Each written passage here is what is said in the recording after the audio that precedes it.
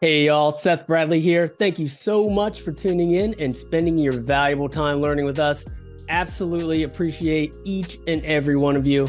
I've got a small ask. If you'd please just take a few seconds and leave us a rating and review on Apple Podcasts or wherever you're listening from, it goes a long way in landing the best new guests for our show. That's it. Thanks again. Let's go. This is the Passive Income Attorney Podcast, where you'll discover the secrets and strategies of the ultra wealthy on how they build streams of passive income to give them the freedom we all want. Attorney Seth Bradley will help you end the cycle of trading your time for money so you can make money while you sleep. Start living the good life on your own terms. Now, here's your host, Seth Bradley. What's going on, Law Nation? Welcome to the newest episode of the Passive Income Attorney Podcast. I hope you're having a fantastic week and that you're getting after it, you're achieving your goals, and you are working towards success, whatever that looks like for you. Today's guest is David Garofalo. He served as Chief Executive Officer, President, and Chairman of the Board of Directors of Gold Royalty since August of 2020.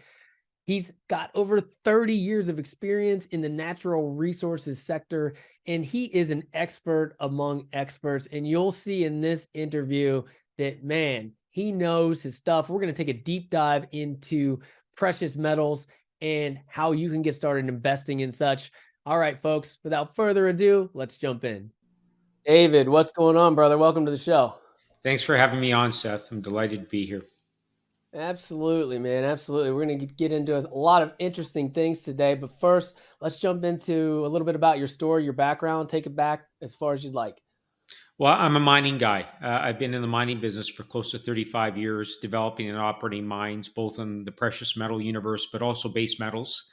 I've run some of the largest base and precious metal companies in the world. Most recently, Gold Corp, which I merged with Newmont back in 2019 to create the world's biggest gold company by market cap and production, a $32 billion merger. And since then, I founded Gold Royalty Corp, which I listed on the NYSE back in March of 2021. And Gold Royalty Corp owns royalties on 216 mines and mine projects across the Americas, and continues to grow that portfolio, diversify it, and it has the highest growth rate in revenue in the royalty sector in the world. Interesting. How did you get started with that? That's not, one of the traditional pathways that you learn about in elementary school. Well, I actually started out as a CPA back in the 1980s. I worked with Deloitte's in Toronto, and edged my way into the mining business almost by accident in a very junior accounting position. But I got involved in the construction of mines from a very early stage and young age, and I got involved in the commercial elements of mine construction. And that afforded me an opportunity to learn the business from the ground up. And then I worked my way up the organization and worked with four mining companies in my career over 30 years, and having run both a base and precious metal company over the last decade or so. Gotcha. Well, let's start kind of from the ground up here. I mean, you had mentioned base metals and precious metals. Maybe explain the difference there. Sure. Precious metals traditionally include gold and silver. And gold is really more of a currency than it is a commodity. Whereas, copper and zinc, which are used industrially, copper quite significantly in the electric grid, in cars and whatnot, zinc used for galvanization of steel. Those are base metals. Those are commodities as well. They have a very liquid market, many buyers and sellers, so it's very easy to get a quoted price on base metals. And I'd say it's the same for gold. It's a very deep market, quite liquid, with a significant number of buyers and sellers, so quite easy to get a quoted price for gold. So I've been traditionally in more liquid commodities, but having built mines that actually produce both metals. Many deposits actually are polymetallic in nature and contain all of those metals. Gotcha. Where are these mines located? Is this all over the world? Is this based in the U.S. or where are we looking? Sure. Gold Royalty Corp owns precious metal royalties on mines throughout the Americas, with a significant concentration in three principal states and provinces: Nevada, Quebec, and Ontario. And Nevada, Quebec, and Ontario are traditional precious metal producing states and provinces, have been doing so for well over 100 years with a very mature system for getting permits, great schools for producing the engineers, geologists, and the metallurgists we need to build and operate these mines. And more importantly, has a legal framework that makes it conducive to getting mines built and operated. And these three jurisdictions in particular are judged among the top 5 jurisdictions in the world for mineral potential, low political risk, and low regulatory risk. So by design, we have a heavy concentration of our royalties in those three principal jurisdictions, but we own royalties throughout the Americas. Yeah, yeah, that makes sense. How does one get involved? Like if you wanted to, a lot of our listeners are investors and they're interested in investing in alternative assets. We've had folks that talking about precious metals on the show before, definitely not like yourself, different aspect. But how would someone get involved? Specifically with a company like your own? Well, we're listed on the NYC American under the trading symbol Okay. GROY, GROY. We also have some warrants that trade on the NYC American, same trading symbol with the WS suffix at the end. So if you're looking for a bit more torque, we do the work for you. We have a strong technical team collectively within our board of management. We have 400 years of mining industry experience. So we actually go out and do the due diligence on these opportunities. And what we do is provide capital to operators, developers, and explorers and take a royalty back in return. And what a royalty is a percentage of the top line of the revenue. So we're not exposed to operating costs and capital costs at the mine site. Those are the responsibility of the operators, the people that actually own the mines. We Mhm. provide capital for them to build and operate and expand their mines and take a royalty back in return. So it's quite a unique value proposition. You get the exposure to the gold price, but you insulate yourself from cost inflation. Whereas if you're an operator and you buy, Barrick or Newmont, some of the biggest operating gold companies in the world, you're very much exposed to operating costs and capital cost inflation within their portfolio. Not in our case. In fact, we have royalties on some of Barrick's and Newmont's mines in the world, and we get exposure to some of their best operations without being exposed to the inflation that they're vulnerable to, particularly in this point in the inflation cycle.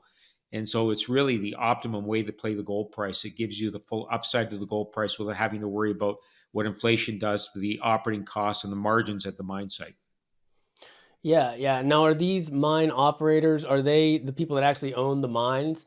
Are these relationships that you've, cultivated over decades, or, do you do due diligence on new businesses, or do you really just stick with those old relationships because you know and trust them? A combination thereof. I would say the biggest component of the value of our portfolio is with these mature operators that are well capitalized, have a great long history. And I mentioned that we have 400 years of industry experience collectively within our board of management, which gives us two key advantages. One is it gives us a clear eye view of the underlying risk of what we're investing in, because we've been operators and developers as well. We understand the risks inherent in what they're doing, so we can appropriately price it when we're putting capital to work with them. But also, what it gives us is unparalleled and unmitigated access to virtually anybody in the mining business, because many of us have run senior mining companies. We have those relationships. And that's why we've grown so quickly. We started with only 18 royalties when we IPO'd in March of 2021. Today, we have 216 royalties. So we've undergone a rapid transformation, rapid growth. And I would attribute that almost entirely to the relationships that our board of management bring to the table, given the collective experience they have within the industry. Yeah. Yeah, that's awesome. I mean, you can't, in my business, which is real estate, it's all about the sponsors and the people that are running the show, who's operating, and how you're able to evaluate that and assign some sort of a risk assessment to that. You've got to be able to look at the track record, the experience, and then make a good decision on your investment. And it sounds like that's what you guys have done because you've had these relationships for so long. You know these folks, and even if there are some newer businesses that you are doing some due diligence on, you've done it so many times that you can kind of see through, any kind of smoke and mirrors that they might put up. Yeah, precisely. And if you think about it, mining is a real estate business as well. We happen to own real estate where there's metals in the ground and we're extracting those metals for profit. At least the operators are. And what we're doing is providing a source of capital for those operators that otherwise might not be able to access in the general equity markets or from debt providers or whatnot. We're an alternative source of capital. Yeah. Yeah.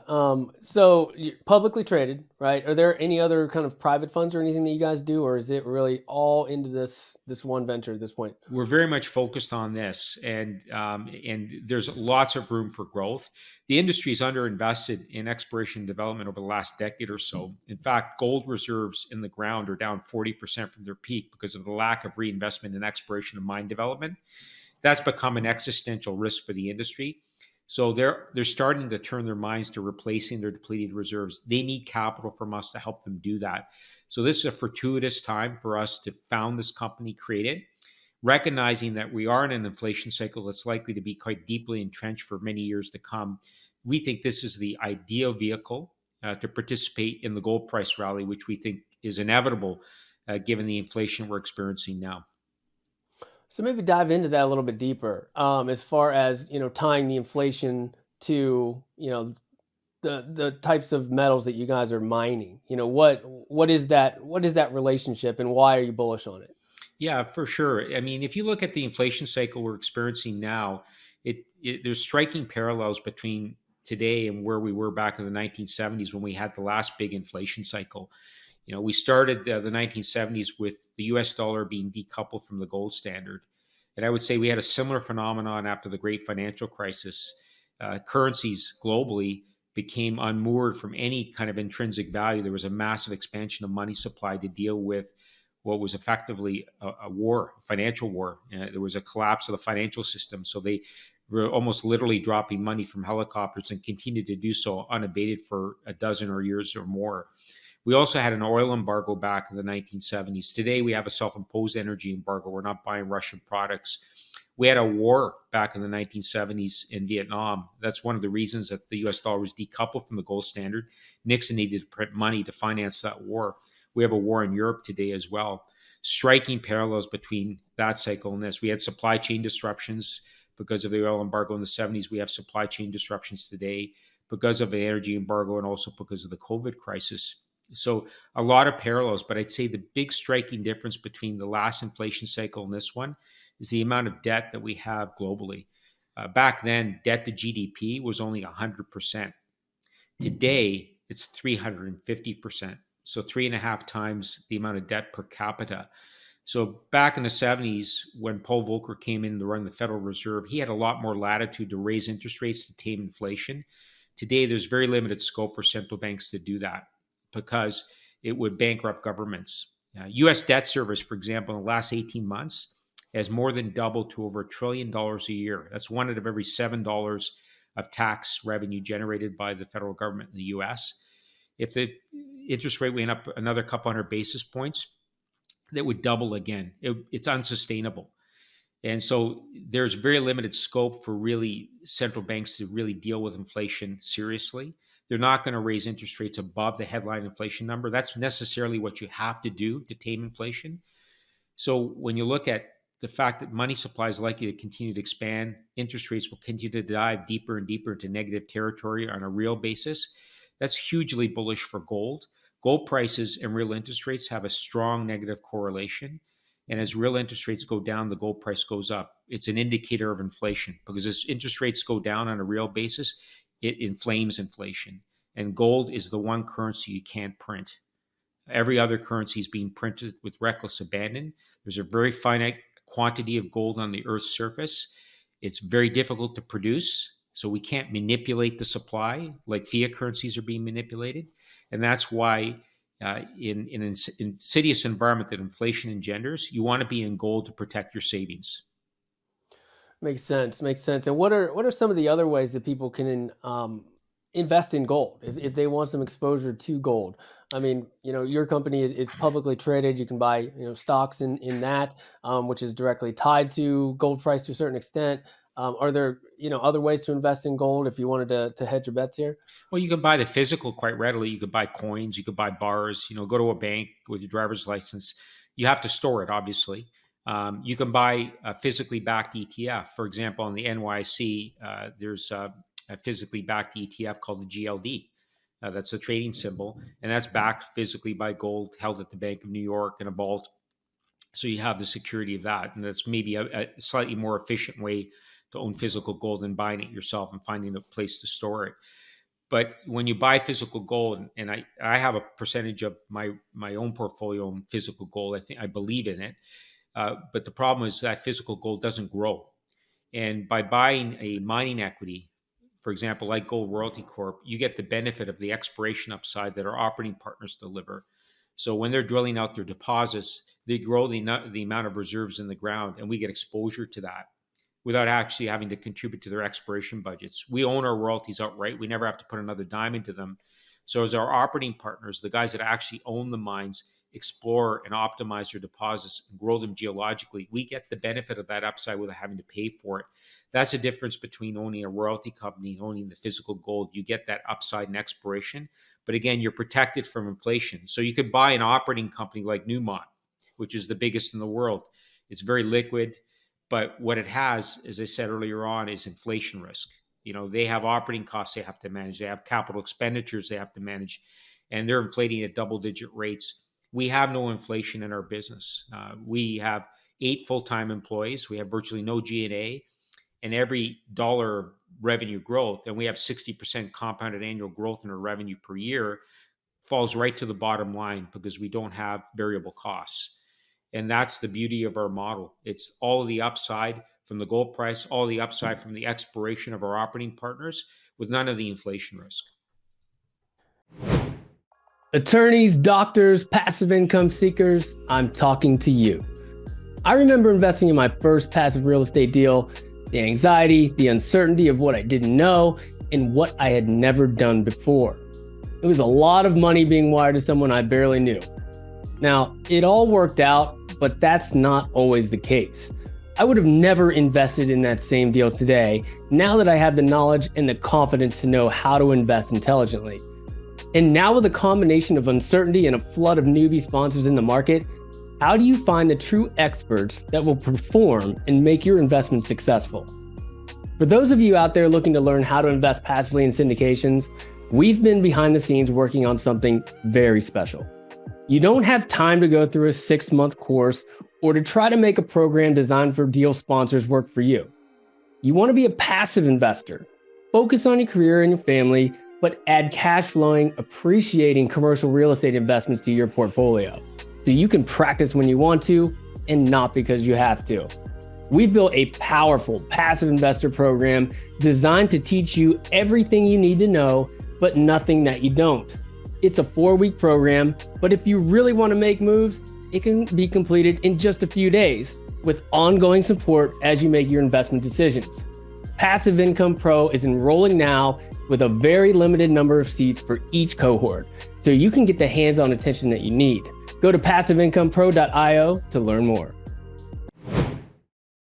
Yeah, you kind of identified a dichotomy there, right? Like people think of, even if you're investing in physical gold, I think people think of that as investing, but it's more of kind of it's a storage of value, right? I mean, it's almost like, okay, well, I'm not really investing because I'm buying something. I mean, it's almost like saving, right? Like you can put $10,000 in a savings account, and the value of that $10,000 actually goes up and down with inflation.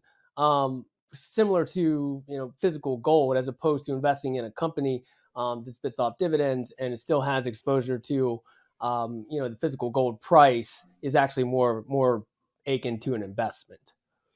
Yeah.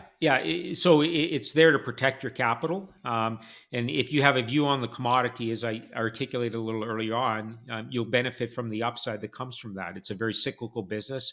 And what drives the gold price upwards, what drives the positive cycle in gold is declining real interest rates. Real interest rates it's just simple arithmetic. It's the nominal rate of interest less inflation. And if you think inflation is going to exceed interest rates, they're going to dive deeper into negative territory. It basically removes the the opportunity cost of owning gold. Gold is a monetary instrument that yields zero, but treasuries these days are yielding negative on a real basis because the inflation rate exceeds the nominal rate of interest. Right.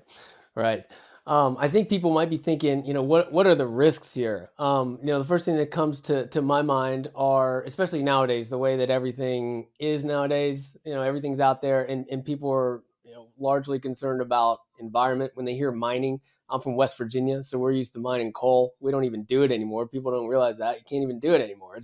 The emissions are so bad. I won't say it's so bad, but it's past a point of acceptance that we can't even do it anymore. So tons of people are out of jobs in West Virginia.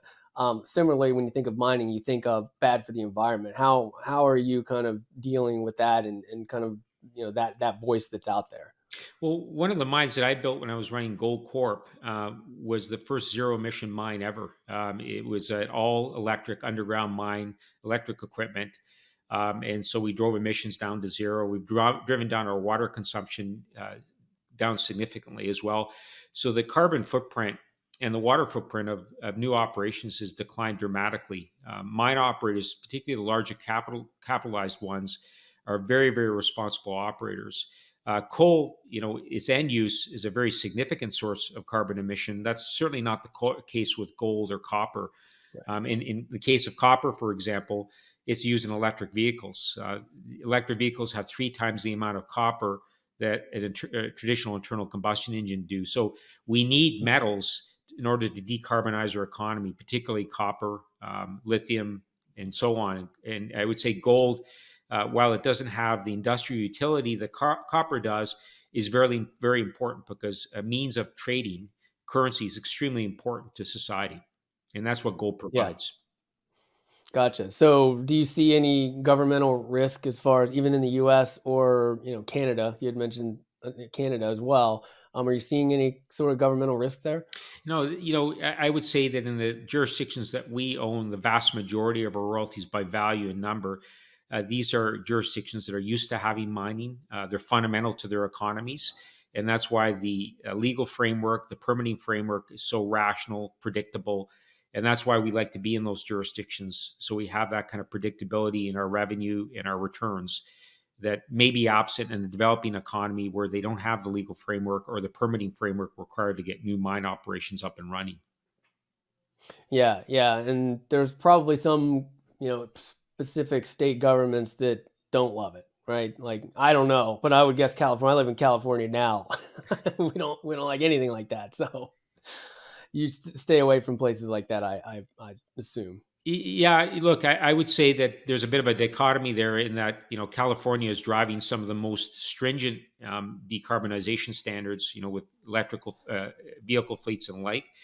But they also have to understand in order to do that, they need copious amounts of metal. There's clearly a dichotomy between what many states are hoping to achieve in terms of decarbonization objectives. California set some of the most stringent objectives for decarbonizing and electrifying their vehicle fleets. But what they have to realize is they need the supply chain to do that. They need metals. They need the mining sector to be robust and provide the metals necessary.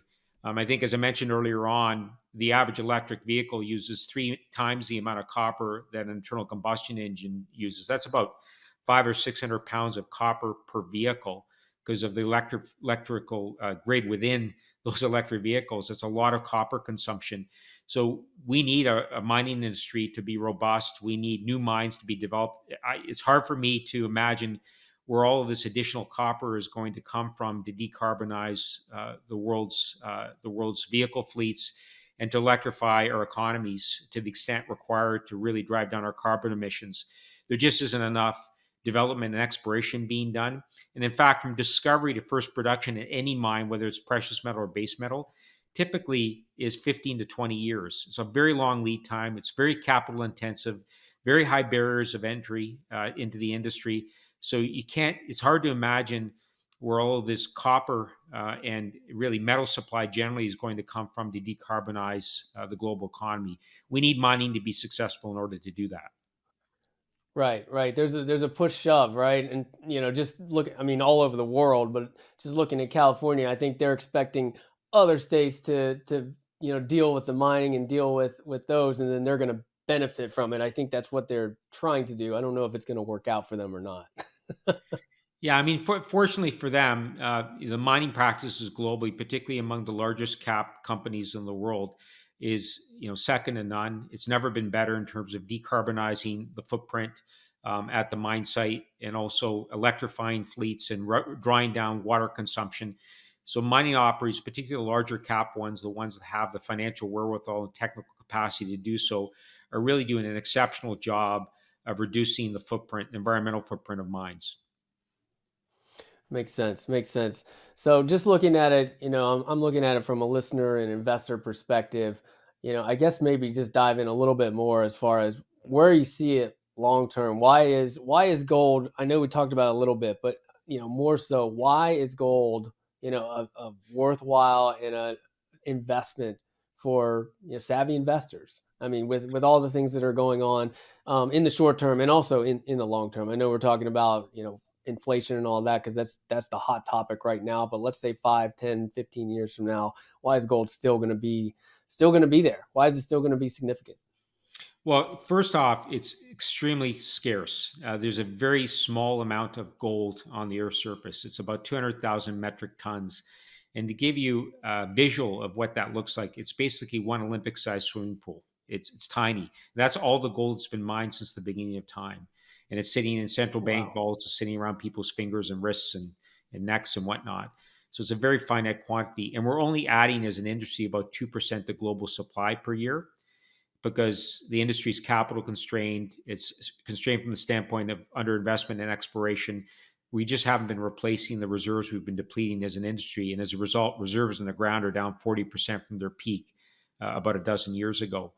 And so we're seeing declining supply, not increasing supply, even as the gold price goes up. So there's an inelasticity of supply to price. So the dynamics are all positive from a supply standpoint. The other side is on the demand side. And as money supply continues to be expanded, fiat currencies continue to be printed. And there's a global coordinated effort by all the central banks globally to do that. And we saw that recently with the financial crisis we experienced just a couple of months ago with some very major banks collapsing. Is we saw a massive amount of liquidity introduced into the system by central banks globally. So they're continuing to expand money supply. They have no respect for their underlying fiat currency. They will print it when they need to, and they'll provide it in whatever supply they need to in order to stave off risk and financial ruin and a run on banks. What that tells you is they really have no respect for the intrinsic value of their currency because it can be printed with reckless abandon. That's not the case for gold, and that's why gold has been the ultimate currency for 4,000 years. Is it can't be manipulated, it can't be printed, you can't introduce new supply into the system, given how difficult it is to build new mines, to get the social license, to get the permits, to get the capital. Just isn't going to be a supply side response to even an escalating gold price. That's why we're saying that gold is likely to exceed $3,000 an ounce in this cycle. If you look at how gold performed in the last big inflation cycle in the 70s and 80s, gold peaked at about $850 an ounce in the early 1980s. If you inflation adjust that to today's dollars, that will be over $3,000 an ounce. And as I articulated earlier on, this inflationary cycle has a potential to be far worse than the one we experienced in the 70s because of the amount of debt that we have globally in our economy. Yeah, that makes sense. And David, just to make this clear, gold is not like diamonds where somebody's just sitting on all these diamonds and controlling the supply side, right? David, you're not sitting on thousands and thousands and thousands of pounds of gold and letting people, only letting a little bit out at a time. No, the Right? biggest consumers of gold are individuals on the jewelry side, and there's social Yeah. and cultural reasons for doing that. For example, in India and China, and then central banks. And the central banks do it because what they're trying to do is protect back their paper currencies with as much physical as possible. China, for example, is the biggest producer of gold as a country in the world, but it's also the biggest consumer of gold. It consumes everything it produces, and it's the biggest importer of gold. They recognize the value of having central bank reserves to back intrinsically the value of their fiat currency, and they're diversifying the gold as quickly as they possibly can in order to get a weighting equivalent to what the US government has. For example, the US still has the biggest store of gold reserves in the world. China is a shadow of that. It's a fraction of what the US has. Russia is diversifying into gold as quickly as possible. These countries that are exporting energy, exporting manufactured goods, are dealing with an avalanche of foreign currency proceeds. They're diversifying into hard assets, and namely physical gold, as quickly as possible because they understand the intrinsic value of having gold within their central bank reserves. Mm-hmm. Mm-hmm. All right, David, before we jump into the Freedom 4, do you have one last golden nugget for our listeners? Well, look, as I said earlier on, the best way to play gold, in my view, is in the royalty business, particularly in this inflationary environment. And Gold Royalty Corp provides you a very diversified portfolio of over 200 royalties in the Americas, 60% compounded annual growth in our revenues over the next 5 years, and a dividend yield approaching 1.8%. So we have a free cash flowing business, one that's going to grow in free cash flow and give us a potential to increase our dividend over time, and provides you that optimum protection from inflation while giving you full upside to the gold price. Awesome. Awesome. All right, let's jump into the Freedom 4. It's time for the Freedom 4. What's the best thing you do to keep your mind and body healthy? Oh, you know what? I'm a big cyclist. I live in Vancouver and we have a lot of mountains here. So I do a lot of cycling up the mountains. Awesome. Awesome. With all your success, what is one limiting belief that you've crushed along the way, and how did you get past it? Well, it's always one of confidence, and having the confidence in your vision, both for your company and yourself, and that just requires systematically working towards that vision and objective, and not letting anybody dissuade you from achieving it. Love that. Love that. What's one actionable step our listeners can do right now to start creating more freedom? Well, actually, owning gold. Gold gives you freedom from basically the insidious inflation, and the fact that what it does to eat away at your savings and capital, and it gives you frees you from the obligation of your government. What a dollar, a US dollar, gives you is a promise from the US government to honor the value of that, but they're continually undermining the value of that every day. So owning gold gives you freedom because it's nobody's obligation, nobody's promise, and it's recognized as a currency in every country on the planet. And every individual in the world understands the intrinsic value of gold. That's not true for any of our fiat currencies or for cryptocurrencies. Yeah. Yeah. How's passive income or alternative investing made your life better? Well, look, I think alternative investing is what I've done in the mining space for over 30 years, and that's created tremendous value societally.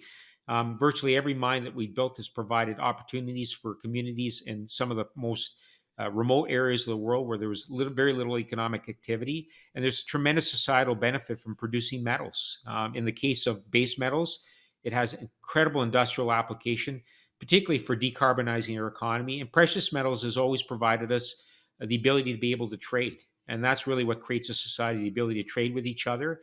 And gold is the one currency that everybody recognizes the intrinsic value of. Yeah.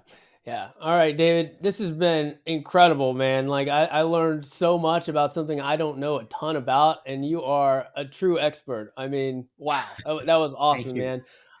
Where can our listeners find out more about you? Well, we're on goldroyalty.com, and our trading symbol is GRY, GROY on the NYC American. All right, sounds good, man. Appreciate your time. Thanks, Seth. All right, brother. David Garofalo, what an incredible interview. I know that I learned a ton about investing in metals and where it fits into in the overall economy, where it fits in the short term and the long term, and why and how it could be a great investment for you and for myself. David is an expert among experts, to say the least. Incredibly knowledgeable, incredibly insightful, and we thank him again for coming on the show today. All right, folks, until next time, enjoy the journey. Thank you for listening to the Passive Income Attorney Podcast with Seth Bradley. Do you want more ideas on how to generate multiple streams of passive income? Then jump over to passiveincomeattorney.com for show notes and resources. Then apply for the private Facebook community by searching for the Passive Income Attorney on Facebook. And we'll see you on the next episode.